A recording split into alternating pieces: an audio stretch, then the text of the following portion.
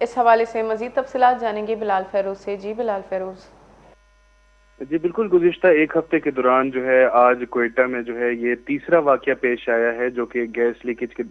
کے باعث جو ہے ہونے والا دھماکہ ہے، اور آج کوئٹہ کے علاقے سیٹلائٹ ٹاؤن میں جو ہے یہ واقعہ پیش آیا۔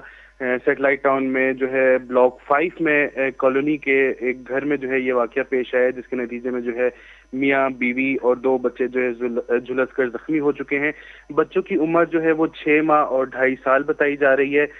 جبکہ جو زخمی افراد ہیں ان کو فوری طور پر جو سول اسپتال ہے اس کے بن یونٹ منتقل کر دیا گیا تھا، جہاں پر ڈاکٹر کے مطابق جو ہے وہ مرد 90% اور خاتون جو ہے 60% جو ہے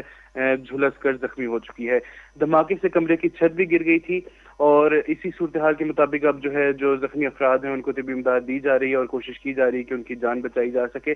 ساتھ ہی ساتھ یہ بھی بتاتے چلوں کہ جیسے کہ میں نے پہلے بتایا کہ ایک ہفتے کے دوران جو ہے یہ گیس لیکیج کے سبب پیش آنے والا تیسرا واقعہ ہے، کیونکہ جو ہے کوئٹہ شہر میں سردی کی لہر جو ہے وہ دوڑ چکی ہے، اور ایسا ایسا جو ہے لوگ ہیٹرز کا استعمال شروع کر رہے ہیں، جس کے بعد جو ہے ہر سال کی طرح اس سال بھی جو ہے یہ واقعہ رونما ہونا شروع ہو گئے ہیں۔ عوامی حلقے کے مطابق جو ہے یہ کوتاہی گیس حکام کی ہے، جبکہ گیس حکام کا کہنا ہے کہ صارفین کو جو ہے اپنی پائپ لائنز ہر سردی سے قبل جو ہے چیک کروانی چاہیے۔ جی جی بہت شکریہ بلال فیروز۔